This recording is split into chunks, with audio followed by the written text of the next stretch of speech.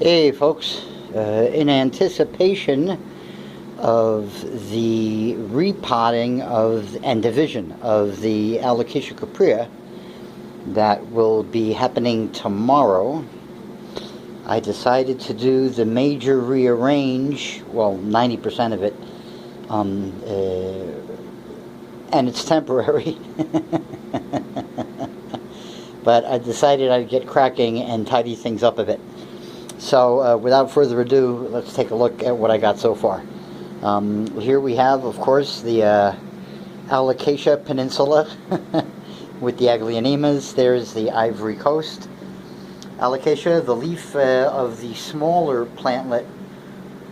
There are two plants here. There's the taller one with the 3 leaves, and then there's, or 4 leaves rather, and then there's a shorter one with 3 leaves. I hope it's obvious right there. You can see it's already branched off into 2 stems before I got it, but I'm leaving them alone. I'm going to let them cluster up because it is a nice tall growing alocasia and I want a nice tall cluster. So I'm just happy to see that the leaf is indeed perked up again, and I think it was just a little bit too dry on one side of the pot. So that's been rectified, and here are the 2 new leaves of the original mother colony of the Begin to Silver Dragons. This is the one that started it all. And now both stems are producing new foliage. There's the older stem on the left and the shorter stem on the right and left. There you go. And there are new leaves also coming up all over the place on the alocasias. There's a new leaf there, new leaf there.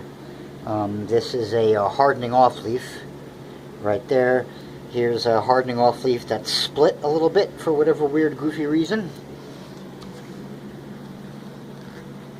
And here you can see new leaf hardening off, new leaf hardening off, and new leaf on the way. And here is the other mystery alocasia that belonged to that one. It could be a caprea, but I'm hoping it isn't. And there it is, tucked away over there with a new leaf. Here is the black dragon coleus, showing me definitely a flower spike bud right there in the middle. So I would just want to wait for it to get just a little bit bigger so I can pinch it off just a little bit more easily. Okay, so for the rearrange, the Dieffenbachia Vesuvius is now over here next to the golden crocodile. It will get pulled out a teeny tiny bit in a day or so, because once this gets propagated and fragmented, then it's going to open up a whole bunch of space, because this will no longer be in an 8-inch diameter pot. It's going to go into a 6-inch diameter pot that's as tall as the 8-inch diameter pots. The Monstera Thai constellation has been tucked back into its row where I want it, and this will force it to keep its leaves oriented facing forward. Really happy about that leaf there. And this gets right now about 350 to 400. I guess it's lux, whatever the sunjometer reads in whatever units those are. And I'm thinking it should be absolutely fine here. And with all this switching around that I did, I also got the rattlesnake calathea a little bit closer to the wall, and less bothersome for the jungle boogie. You can see there's an old leaf there starting to die off, but that's partially because it was really being completely blocked from light on that half of it. The end half of the leaf was being blocked by that pot and that plant. So now it's a little bit more open for it. It's in between, much more in between leaves. It's only blocking one, but that's going to get rectified in a day or so. Once I get that alocasia thinned down, then the Thai constellation goes even a little bit more to the left, and then the rattlesnake calathea goes a little bit more to the left, and that frees up that branch, that leaf, sorry, of the jungle boogie to more light. But it is also, the jungle boogie, putting out a new leaf, so nothing major going on here as far as negative effects, etc., etc. Here is the latest offering of the large pink princess. Looks like it's going to be a full sectional again, and it's just beginning to unwrap itself. I think I know now why this leaf went all the way up there, is to accommodate that one. And I'm hoping it's going to be now the last of the sectionals. Okay, moving on. The Bipennifolium aureum, one of the poles. Here is the pink princess leaf, and now that it's fully out, and here you can see what the leaf prior had, and here you can see that this leaf's got nothing. So yeah, we're done with the whatever that the pathogen was that gave me the crispy leaf. The plant's now has fought it off, and we won't see it again on that plant. Silver sword's doing just great. Here's the other one. I did get a pole mounted for the treadmilling of the pink princess, as well as the silver sword, which we did earlier some weeks back. So now these are both ready to continue climbing to their heart's content, and then at some point when they get high enough up the poles, which will start to get watered soon, then we shall do top chops for both of them and get rid of these pots and the base plants, and get to working on this section of the wall. Here is the marble pothos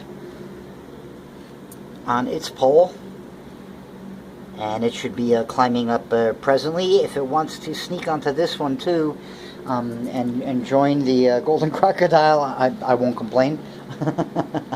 I've got the Gigas dropped by about 10 inches, maybe. It's got to drop another 3 or 4, but I'm waiting to see what happens with the jungle boogie. There's a leaf there that I can't lower the Gigas past, so I'm either going to have to cut that leaf off or just pull the jungle boogie forward about 6 inches, and then I'll be able to snake the Gigas down further. But for now, I'm fine with it here. This brings the next few leaves right into the sweet spot of its light zone, so that just gives it more incentive now to climb and upsize. You know, we're moving it down a little bit, the up escalator. Okay, without its permission or knowledge. Yeah, that's what a Ring of Fire baby looks like when it has a mildly stuck and slippered leaf. There you go. There's the Adansonii waking up. I don't know exactly what's going on with it, but we'll see. Here's the Epipremnum doing fine. Neon Pothos doing fine.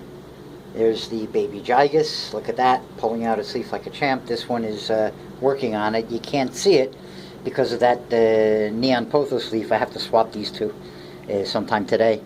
But there is a new leaf also being worked on there. I moved the avocado to the more towards the back again, closer to the corner, and I tucked the Panther Diefenbachias. They're somewhere down in there. I don't know if you can see their leaves, but they are down there. There you go. And one, and the other one is also back there where it was, just closer to the wall. They're a little bit hidden from view now, but they got to get more foliage on them anyway before they really begin to look nice again, after getting burned and overwatered at the same time in the workroom. So, yeah, I got sloppy. There is the Alocasia caprea with its big honkin' leaf. I moved the maculata over there, at least temporarily, until things, again, once that pepper comes out as well, it's going to really finish off this whole area here, and I'll be able to get everything situated exactly where they should be. And then, of course, once the silver sword comes out of here and gets mounted onto the wall, things will be even cleaner. And this is really the last major quote-unquote sore spot for the middle row. So there you have it, folks. I've got the Aglaonemas arranged here with the I guess the Siam sunset, or whatever the hell it's called, and then the silver, and then the other sunset. So that'll be a nice little cluster here. I just put this one in the middle, the silver, again, so just to break up the monotony of having too many. You know, I never want to have the same plant, two of the same thing next to each other, with one exception. But there's a reason for that. I really wanted to have a wider strip of the Aglaonemas over here, in front of the, or behind rather, the Alocasias. So that worked out very well.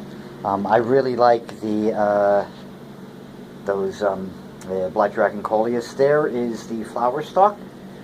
I'm just keeping this puppy here to show you guys the flower stalk from start to finish. I really don't want this plant here, and the flowers are now all falling off and just making a mess. But you'll see what the plant does from start to finish.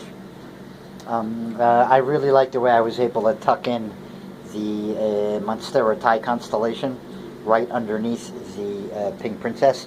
And again, we've got the dark foliage of the Alocasia cuprea, and then the light foliage of the Dieffenbachia and the Monstera Thai, and then again the dark foliage of the Pink Princess. I hope you see what I'm always trying to do here. There's always a mix of light and dark, light and dark, light and dark. With I try not to have any one particular theme, whether it be light or dark, dominating any one particular area. The idea is for not for an area to distract and grab your eye, but for each plant to compete equally for the attention of your vision. So there is the, I moved one of the purple Tradescantias out because it was just not getting enough light at all. You can see it's quite green over there. This was the one that was really tucked underneath the golden crocodile, and this isn't its final placement yet. It'll probably go over to where one of those, where the taller black dragon is, and then the black dragon will probably get tucked over here right in the area of this gloriosum's right leaf. Speaking of which, unfolding as we speak, that's going to look nice. And I've got 3 new leaves popping up simultaneously on the rattlesnake calathea. You can see they're really nice backs, and these are going to be nice sized leaves. They'll be close to those, I think, in size. So yeah, again, everything is chugging along, doing really nicely. I did trim off a few leaves from the Gupersia just to be able to get some of these puppies in a little closer to the Gupersia, because I don't want to, again, I don't want to extend outwards. This is it. This peninsula is done. That peninsula is done, and if you look down the entire room,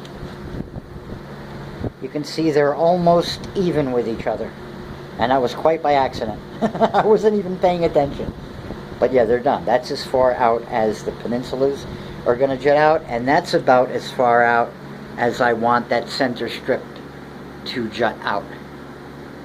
We're getting really, really close to the final shape of the floor, at any rate. And the alocasia propagation tomorrow and separation tomorrow should help this along even further and get everything looking even tighter.